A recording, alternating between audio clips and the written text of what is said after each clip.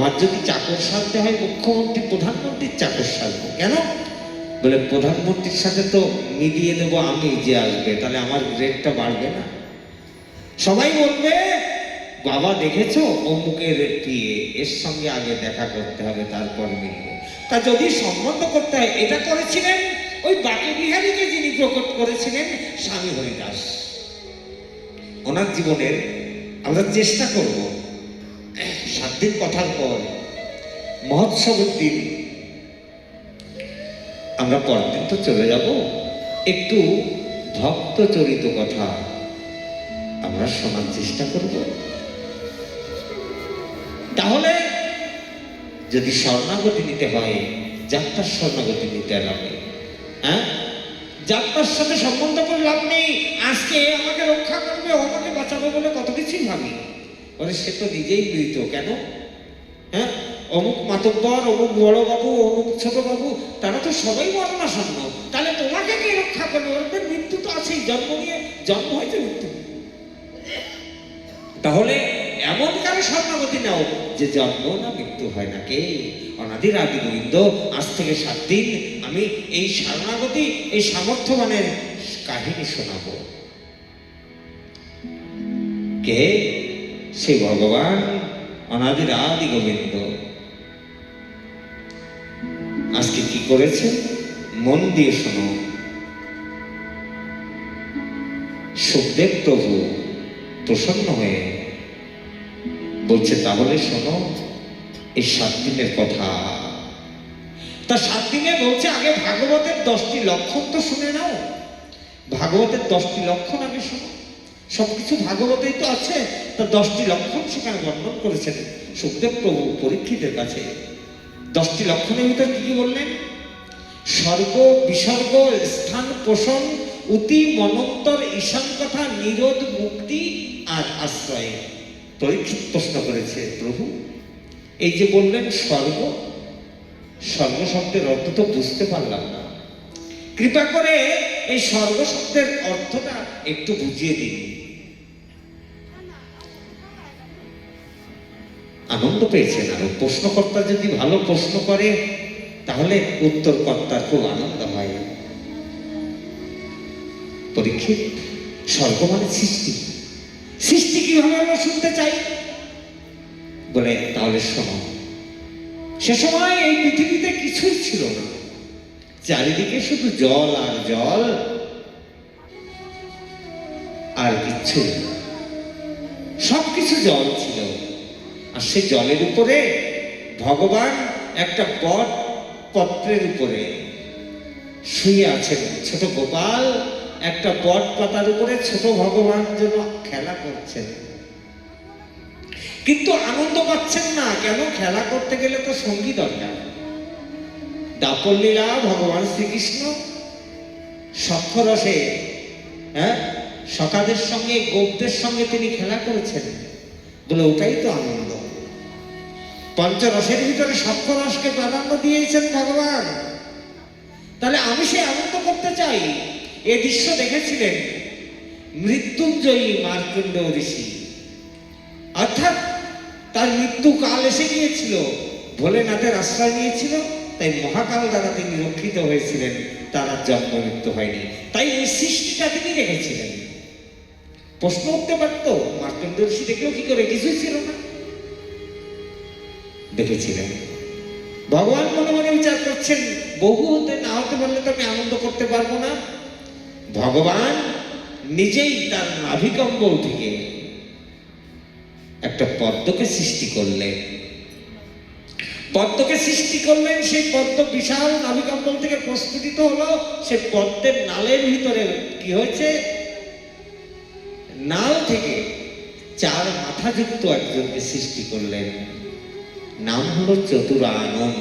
4টি মাথা, তাই বলা হলো চতুরানন। চতুরানন সৃষ্টি হয়েছেন। জিজ্ঞাসা করছেন সৃষ্টি হয়ে, কাউকে দেখছেন না, আমি কে? কে আমি? কোনো উত্তর নেই। আচ্ছা, মনে মনে ভাবলেন কেউ আছে? ধ্যানস্থ হলেন, কেউ আছে? কোথায় আছে? ধ্যানস্থ হয়ে নালের ভিতরে প্রবেশ করেছেন। লক্ষ লক্ষ বছর তপস্যা করছে। আমি কে? কোথা থেকে এলাম? কো হম? আমি কে? আমি কে? উত্তর আসছে না। লক্ষ বছর অতিবাহিত হওয়ার পর নালের ভিতর থেকে একটাই মাত্র শব্দ এলো। কি শব্দ? বলছে তুমি ব্রহ্মা। আমি ব্রহ্মা? বলছে সৃষ্টির প্রথম তুমি সন্তান। আপনি কে? বলে আমি তোমাকে সৃষ্টি করেছি, সৃষ্টিকর্তা। তাহলে আপনি কে? বলে আমি ব্রহ্মার পিতা, তোমার বাবা। আমার নাম ব্রহ্ম, পরব্রহ্ম, পরতত্ত্ব। কি আদেশ বলুন হে পরম পিতা। বলছে আমার একটু ইচ্ছা, আমি আনন্দ করতে চাই। তা আমাকে সৃষ্টি করলেন কেন? বলে আমি তোমাকে সৃষ্টি করছি, তোমার মাধ্যম দিয়ে জগৎ সংসারের নতুন সৃষ্টি রচনা করব, আবার সেই সৃষ্টিকে নিয়েই আমি আনন্দ করব। আচ্ছা আচ্ছা, আমার তো সামর্থ্য নেই, কি করে আমি সৃষ্টি করব? বলে তপস্যা করো। তপস্যা করেছে লক্ষ লক্ষ বছর পরে ব্রহ্মার শক্তি হয়েছে। তপস্যা করলে কি হয়, ভজন করলে কি হয়, যারা করে তারা জানে। ও তেজই আলাদা। অল্প করো বেশি করো, ভজনের তেজ আলাদা, ভজনের ফলটা আলাদা। ওটা বিফলে যাবে না। আচ্ছা তাহলে বলছে তুই ভজন কর, তপস্যা করো। তপস্যা করে ব্রহ্মার জ্ঞান হলো, নিজের স্বরূপকে বুঝতে পারলেন। ভগবানের আবদার হয়েছে, পরমপিতার সৃষ্টি করতে হবে, নিজেই সৃষ্টি করা শুরু করলেন। কি সৃষ্টি করলেন? ভগবানের ইচ্ছা হয়েছে বহু করতে, তাই নিজে মন থেকে প্রথমে 4 জন পুত্রকে সৃষ্টি করেছেন। 4 জন পুত্রকে, মানুষ পুত্রকে সৃষ্টি করেছেন ব্রহ্মা নিজের ইচ্ছায়। এই যে 4 জন সৃষ্টি করেছেন, ভগবানের 24 অবতারের কথা ভাগবতে বলা হয়েছে। এটা 24 অবতারের প্রথম অবতার। কে? সনক, সনাতন, সনন্দ, সনত কুমার। তাদেরকে বলা হয় চতুর্শক। অসুবিধা হচ্ছে না তো কারো বুঝতে? আজকে মাইকেও কোনো ডিস্টার্ব নেই, মাইক ভালোই চলছে। তারা জন্ম নিয়েই বলছে আমরা কে? বলছে দেখো আমি তোমার বাবার সামনে দাঁড়িয়ে আছি। বলছে আমাদের তৈরি করলেন কেন? কি আদেশ কি? বলে তোমাদের তৈরি করেছি ভগবান সুখের নিমিত্তে। ব্রহ্মা কিসের জন্য পয়দা করেছে? ভগবান বলেছে তাই। অর্থাৎ সৃষ্টিটাও আমাদের এমনই যেন হয়। কথার অর্থ বুঝবেন, আমাদের প্রত্যেকটা সৃষ্টি যেন হয় যে আমাদের সৃষ্টিগুলো ভগবত সেবায় লেগে থাকে। বলে রাধে রাধে। তাহলে সৃষ্টি করা, জন্ম দেওয়া সার্থক হবে। কিন্তু হয়তো হয় না। কেন হয় না? আমার কর্ম, আমার প্রারব্ধ, নাই স্বীকৃতি, সংস্কার বা পূর্বজন্মের সুকৃতি দুষ্কৃতির ফলে কখন যে বিস্তৃতির অতল গর্ভে সঙ্গহীনা হয়ে আবার তলিয়ে যাই, যদিও সামর্থ্য থেকে।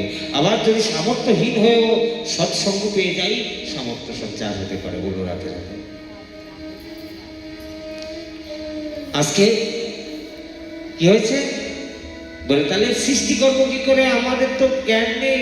বলে ভজন করো। 4 জনকে ভজন করতে পাঠিয়েছে। ভজন করে তারাও লক্ষ লক্ষ বছর তপস্যা করে তাদের ভিতর জ্ঞান হয়েছে। কি জ্ঞান হয়েছে?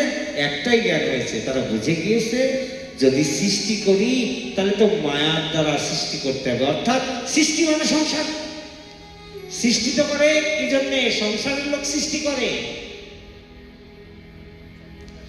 সৃষ্টি করলে তো আবার সে মায়ার ফাঁদে পড়তে হবে। জন্ম মৃত্যুর চক্র আছে সৃষ্টিতে। আমরা সৃষ্টির ঘরে যাব না। তাহলে কি করা যাবে? চালাকি করছে, নিজের বাবাকে বোঝাতে হবে। অনেক বছর বয়স, বড় বড়। ব্রহ্মাকে বলছে বাবা সৃষ্টি করবো, তা আমাদের একটা আবদার আছে। আমরা ওই যে ভজন করতে গিয়ে যাওয়ার সময় 5 বছর বয়সে ভজন করতে গিয়েছে, তা 5 বছর বয়সে তাদের অবস্থা কতটুকু থাকে? 5 বছরের বালকের মতো ছিল। বলে ভজনে যাওয়ার আগে আমরা যেমন চেহারা ছিল তেমনি করে দাও। ব্রহ্মা বললেন ঠিক আছে সৃষ্টি করবে, তাহলে তেমনি ওই 5 বছরের বালকের মতো করে দিয়েছে। যখনই করে দিয়েছে বলছে এবার সৃষ্টি করো। ওনাকে বসতে দেবে, যারা আসছে সবাইকে বসতে দেবে, সবাই জায়গা করবে। মায়েরা একদিকে যাবে, বাবাদের একদিকে দেবে, ওটাই ভালো হয়। মায়েরা এইদিকেই দিয়ে বসে যাও, বাবাদের জন্য এক্সট্রা সাইড দেখো। আর যারা বসতে পারবে না নিচে, তাদের উপরে চেয়ার বা স্টুল দিয়ে দেবে, বলো রাখবে।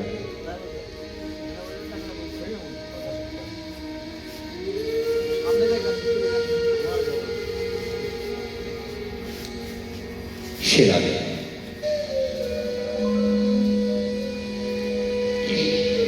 আজকে কি হয়েছে না, ও চেয়ারে বসতে, যদি বসতে না পারে চেয়ার দাও, ওখানে চেয়ারে বসে যাবে। চেয়ারে বসে, যদি নিচে বসতে কষ্ট হয় থাক, নিচে বসতে কষ্ট হলে ওখানে চেয়ার দিয়ে দেবে। আজকে মনে মনে বিচার করছেন, বাবাকে বোকা বানাতে হবে। যখন ছোট বানিয়ে দিয়েছে, বলছে সৃষ্টি করবো কি করে, আমাদের তো সামর্থ্য নেই, ছোট হয়ে গিয়েছি। ব্রহ্মার রাগ হয়ে গেল, তোরা যা বললি তাই শুনলাম, এখন বলছি আমরা সামর্থ্য নেই, তেমন হয়ে গিয়েছি, আমরা ছোট বালক পয়দা করতে পারি না। রেগে গিয়েছে। যখনই রাগ উৎপন্ন হয়েছে, আজকে ব্রহ্মার সেই রাগ থেকে, ক্রোধ থেকে একজন সৃষ্টি হলো। সৃষ্টি হয়েই রোদন করছে, কান্না করছে, ক্রোধ থেকে উৎপন্ন হয়েছে। আস্তে আস্তে বড়ই হয়ে গেল, কান্না থামে না। ব্রহ্মা বহুত চেষ্টা করেছেন, যত থামাতে যায় তত চিৎকার করছে, রোদন করছে। তাই ব্রহ্মা বললেন, কে নাম রাখা যায়, তা তার নাম রেখে দিলেন, রোদন করছে বিদায় তার নাম দেখলেন রুদ্রদেব। রুদ্রদেব, রুদ্রায় রুদ্র, যিনি রোদন করছেন। ব্রহ্মা তার একটা নাম করে দিলেন আলাদা, কি? শিবশঙ্কর। বললেন কি আদেশ? ব্রহ্মা বললেন সৃষ্টিকে আগে বাড়াও। এই রুদ্রদেবকে 11 জন রুদ্রাণী দিলেন সৃষ্টি করে, আলাদা একটা লোক তৈরি করে দিলেন, রুদ্রালোক। সৃষ্টি করছে দেবাদিদেব মহাদেব, ভোলেনাথ। হ্যাঁ, কি সৃষ্টি করছে? মহাদেবের যা ভালো লাগে। মহাদেবের কি ভালো লাগে? ভূত প্রেত ডাকিনী যোগিনী ইত্যাদি ইত্যাদি, এই নিয়ে ভালো লাগে। সৃষ্টি দেখে তারা, একটা সৃষ্টি দেখে ব্রহ্মা দেখতে এসছে একদিন, কি সৃষ্টি করলো দেখি।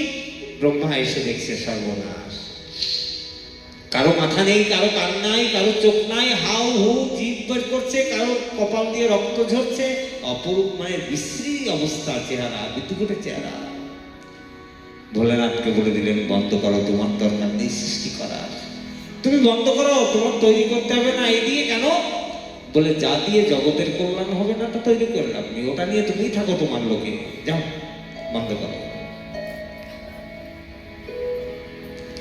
তৎপূর্বে ব্রহ্মা 14 ভুবন তৈরি করেছেন।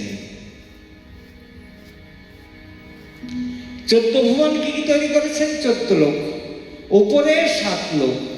7 লোক কি কি? জনলোক, মর্তলোক, পৃথিবীলোক, স্বর্গলোক, তপলোক, সত্যলোক, মহল্লোক। আর নিচে 7 লোক। কি কি? নিচের 7 ভুবন, অতল, বিতল, সুতল, তলাতল, রসাতল, পাতাল, মহাতল।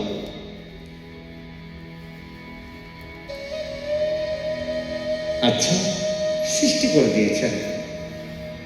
ভগবান চিন্তা করলেন তাহলে হবে না, আবার ব্রহ্মা চিন্তা করলেন তাহলে কি করা যায়।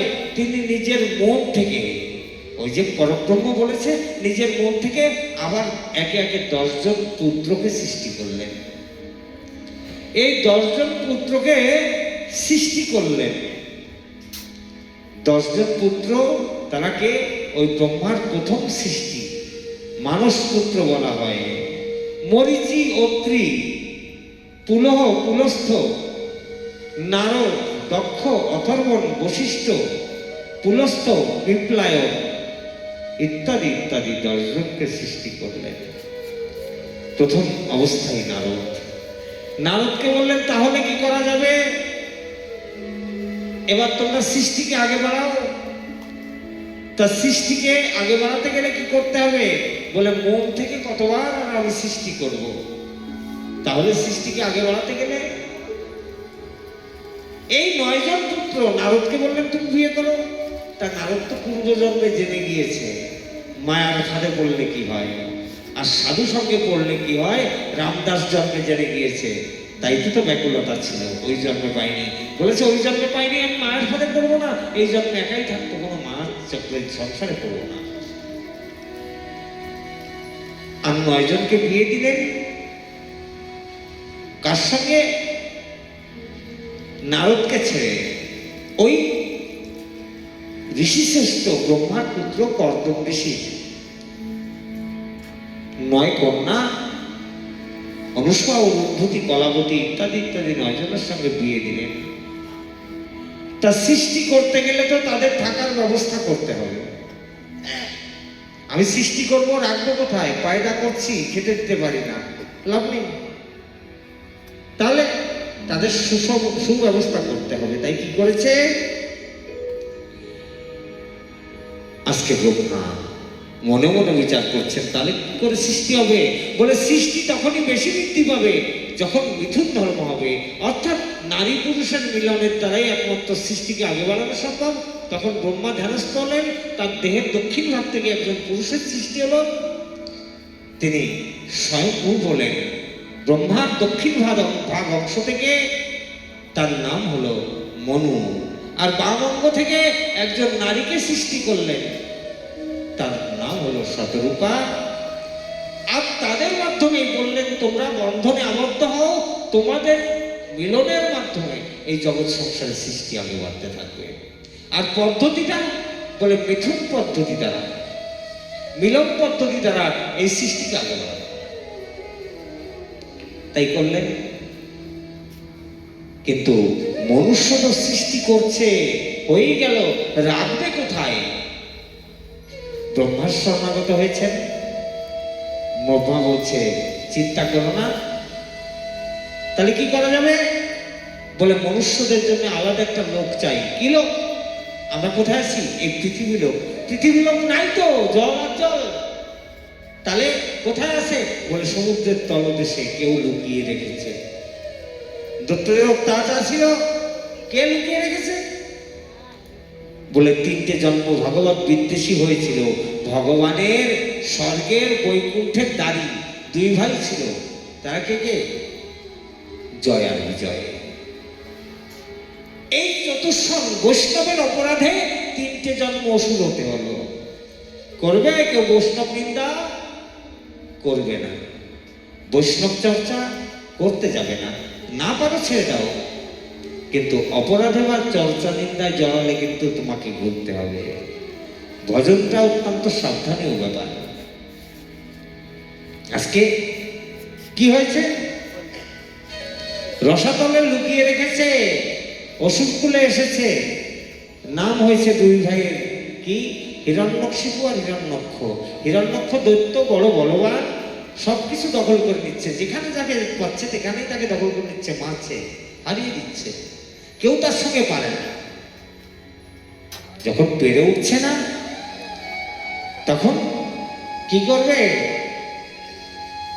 ব্রহ্মার কাছে গিয়ে শরণাগতি নিয়েছে। বলছে কি করা যায়? ব্রহ্মা চিন্তা করলেন। চিন্তা করতে করতে ব্রহ্মা একটা হাসি দিয়েছেন। যখনই হাসি দিয়েছেন, সেই হাসির ভিতর থেকে ছোট্ট একটা জীব প্রসূত হলো, বেরিয়ে এলো। ছোট্ট জীবটি আস্তে আস্তে বিরাট দেহ নিয়ে ধারণ করলো, শূকর আকৃতি ধারণ করলো। ভগবানের 2য় অবতার। তাকে কি বলা হয়? বরাহ অবতার। বরাহ আমাদের অবতার, ভগবানের 24 অবতার। বলিয়ে বরাহ ভগবান কি। আস্তে আস্তে বড় ভগবান কি করছে? একেবারে প্রকট হয়ে চলে গিয়েছেন সোজা। বড় ভগবানকে ভগবান ব্রহ্মা পাঠিয়ে দিলেন, যান মনুষ্যকে রক্ষার ব্যবস্থা আপনি করুন। বড় ভগবান চলে গিয়েছেন রসাতলে, সমুদ্রের তলদেশে, যেখানে পৃথিবী আছে। সেখানে গিয়ে সমস্ত ওই হিরণ্যক্ষের সৈন্যদের সঙ্গে যুদ্ধ করেছে। এদিকে হিরণ্যক্ষ পৃথিবীকে লুকিয়ে রেখে উপরে খুঁজতে আসছে মারামারি করার লোকের জন্য। মারামারি করবে কার সঙ্গে? সেই লোক খুঁজছে। মানুষ ভজনের করার জন্য কার কাছে শিখবে, সৎসঙ্গে শিখবে তাই খোঁজে। আর হিরণ্যক্ষ কি করেছে, এমন ভগবান বিদ্বেষী হয়েছে, ভগবানকে ছেড়ে দিয়ে কাকে মারবে কাকে ধরবে এই খুঁজে বেড়াচ্ছে। আমি সবচাইতে বলবান, আমার চাইতে কেউ নাই, আছে কেউ? সব জায়গায় ঘুরছে, ঘুরতে ঘুরতে পথিমধ্যে দেবর্ষী নারদের সঙ্গে দেখা হয়েছে। সাধু দাঁড়াও। নারদ দাঁড়িয়ে গিয়েছে। আচ্ছা আচ্ছা, বলুন বলুন দৈত্যরাজ, এই তোমার আমাকে দেখে কিছু মনে হচ্ছে না? হ্যাঁ হ্যাঁ দৈত্যরাজ, আপনি সামর্থ্যবান। এই শোনো না, আমার একটু যুদ্ধ করার শখ হচ্ছে। নারদ মনে মনে ভাবছে, দেখো কি চুলকানি, মানুষ ভজনের সময় পায় না, আরে মারামারি চুলকানি উঠেছে। বাহ, তাহলে আমি তো মারামারি করতে পারি না। শোনো দৈত্যরাজ, তবে মারামারিটা আমি করিয়ে দিতে পারি। কোথায় করলে তোমার কল্যাণটা হবে, তোমার ঊর্ধ্বগতি হয়ে যাবে, তার কাছে তোমাকে পৌঁছে দিচ্ছি। করবে যুদ্ধ? বলে নিশ্চয়ই, দাও, ঠিকানা দাও। নারদ বলছে, শোনো, তুমি এই যে সমুদ্রের তলদেশে পৃথিবীকে জয় করে লুকিয়ে রেখেছ, জানো একজন শূকর গিয়েছে ওই পৃথিবীকে উঠায় আনতে, পারলে তার সঙ্গে যুদ্ধ করো, বিশাল বলবান, ব্রহ্মা থেকে সৃষ্টি হয়েছে। আচ্ছা আচ্ছা, শুনেই তো চলে গিয়েছে সমুদ্রের তলদেশে রসতলে, গিয়ে সেখানে দেখছে সেই বরাহ ভগবান তার নিজের দুটি দাঁতের উপরে পৃথিবীটাকে উঠিয়ে নিয়ে সমুদ্র থেকে বেরিয়ে আসছে, পৃথিবীকে উঠিয়ে নিয়ে বেরিয়ে আসছে। দেখা হয়ে গিয়েছে। আজকে হিরণ্যক্ষের সঙ্গে দেখা হলো, হিরণ্যক্ষের সঙ্গে তার যুদ্ধ হলো। এক সময় যুদ্ধ করতে করতে ওপরে উঠে এসেছে বরাহ ভগবান, সমুদ্রের তল থেকে পৃথিবীকে স্থাপন করলেন। তখন থেকেই এই পৃথিবী দেশ হয়েছে। তৎপশ্চাৎ হিরণ্যক্ষের সঙ্গে যুদ্ধ করতে করতে এক সময় হিরণ্যক্ষের উপরে কৃপা করে দিলেন, মুক্ত করে দিলেন। মানে চুলকানি হয়েছিল, তা নারদ বলল চুলকানি সারবো, তবে মুক্তি করিয়ে দিয়ে ছাড়বো। এমন জায়গায় পৌঁছাবো তোর 3টে জন্মের একটা জন্ম তো পার করার ব্যবস্থা করি, এরপরে তো আরো আছে। হ্যাঁ, কৃপা করে দিলেন, পৃথিবীকে স্থাপন করলেন। তৎপশ্চাৎ সৃষ্টিকে আগে বাড়ানোর চেষ্টা করছেন। বড় ভগবানকে সবাই প্রণাম করছে, জয় জয়কার করছে, পৃথিবী স্থাপিত হলো। সেই মনু আর শতরূপা যাদেরকে সৃষ্টি করেছিলেন নিজের অঙ্গ থেকে, তাদের থেকে মিথুন ধর্মের মাধ্যমে, মিথুন প্রক্রিয়ার মাধ্যমে 3টি কন্যা আর 2টো পুত্রের সৃষ্টি হলো।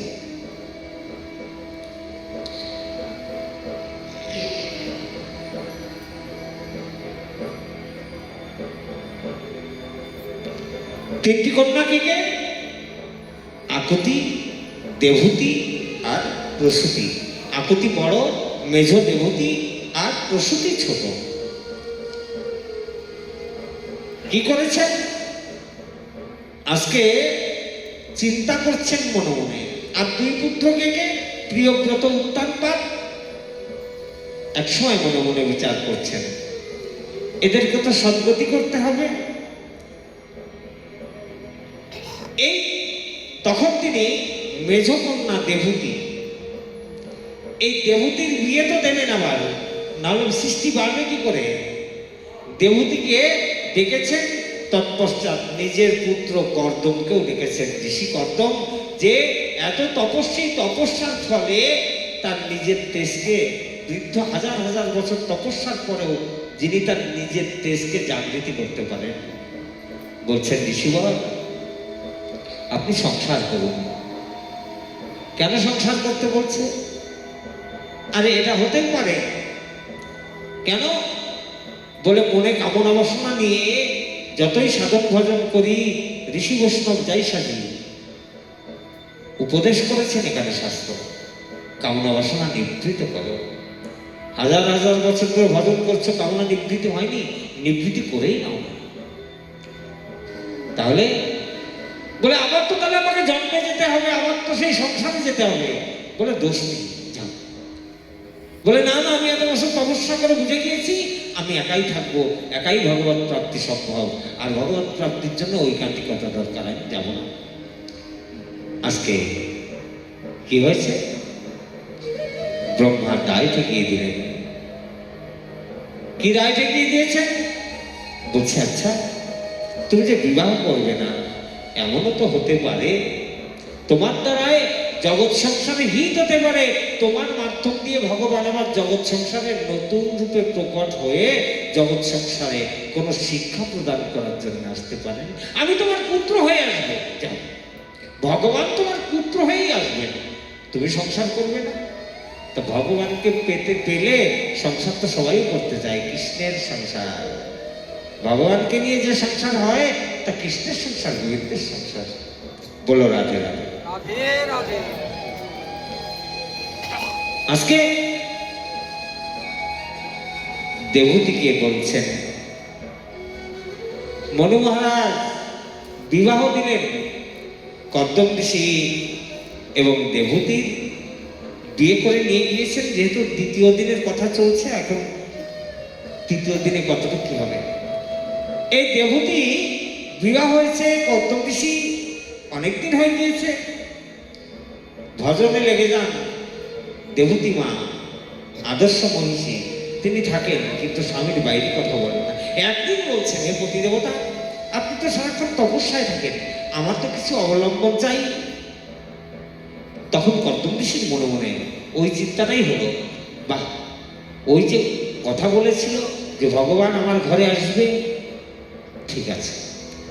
তখন কি করেছেন, ঋষিশ্রেষ্ঠ কর্দম আর মা দেবতী পুষ্প বিমানে করে বিচরণ করতে লাগলেন, কামুক বিমানে করে। অর্থাৎ সেই বিমানটা এমন বিমান, সেই বিমানের কাছে যা কামনা চাওয়া হয়, কামনা করা হয়, চাওয়া হয় তাই দিতে সম্ভব। ঘুরতে ঘুরতে তাদের থেকে নয়টি কন্যা সৃষ্টি হলো। এই 9টি কন্যা কে কে? অনুসূয়া, অরুন্ধতী, কলাবতী ইত্যাদি ইত্যাদি। এই 9 জন কন্যাকেই ওই ব্রহ্মার নারদকে ছেড়ে 9 পুত্রের সঙ্গে বিয়ে দিলেন। আবার ভজনে বসে গিয়েছেন। এমনি সময় মা দেবতী বলছে, মেয়েদের তো বিয়ে দিয়েছি, তাও তো আমি একা, আপনি ভজন করবেন, তপস্যা করবেন, করুন গিয়ে, আমাকে অবলম্বন দিন কিছু। তখন আবার মনে হলো বিশিষ্ট কর্দমের, তাই তো ভগবান বলেছিলেন, ওই যে অঙ্গীকার আছে, ব্রহ্মার অঙ্গীকার আছে, ভগবান আসবেন। আবার বেরিয়েছেন, দেখতে দেখতে দশম সন্ততি রূপে দেবতী কর্দম ঋষি থেকে ভগবানের পঞ্চম অবতার, তার নাম কি? কপিল অবতার রূপে ভগবান প্রকট হয়ে গেলেন। বলি কপিল দেব ভগবান কি। এখন কপিল দেব বড় হয়েছে, আজকে কর্দম ঋষি চলে গিয়েছেন ভজনে, 2 মা আর বেটা দুজনেই আছেন। একদিন একান্তে মা তার পুত্র বড় হয়েছে, কপিল ভগবানকে বলছে, পুত্র আমার কিছু কথা আছে। তিলক লাগিয়ে দিয়েছেন নিজের পুত্রকে, শৃঙ্গার করে দিয়েছেন কপিল ভগবানকে এত সুন্দর করে। মা তুমি আমাকে সাজাচ্ছ আজকে? না পুত্র, মন চাইলে তোমাকে একটু শৃঙ্গার করি। শৃঙ্গার সাজ করিয়ে বলছে, পুত্র তোমাকে দেখে আমার মন প্রসন্ন হয়েছে, আমি তোমার কাছে কিছু জানতে চাই। মা কি জানবে বলো? বলে, তুমি মনে হয় সামর্থ্যবান আমার প্রশ্নের উত্তর দিতে। কি প্রশ্ন মা? আমি সেই প্রশ্নই আজ করতে চাই, যে প্রশ্নের দ্বারা ভজনের চরম পন্থা অবলম্বন করা যায়, শিষ্য মার্গে পৌঁছে যাওয়া যায়। তা ভজনের শিষ্য মার্গে পৌঁছাতে গেলে কাকে নিয়ে পৌঁছাতে হবে? হ্যাঁ, নিজের মনটাকে নিয়ে যেতে হবে। ভজন করতে গেলে মন আরেক জায়গায়, আর আমার কাজ আরেক জায়গায়, চিন্তা আরেক জায়গায়, দেখছি আর একটা, ওটা ভজন নয়। চোখে একটা দেখছি বলে কায় মন বাক্য 3টে লাগাতে হবে, ইন্দ্রিয়গুলোও জুড়ে দিতে হবে, এত সহজ নয়। আমি বলছি না ভজনের কথা,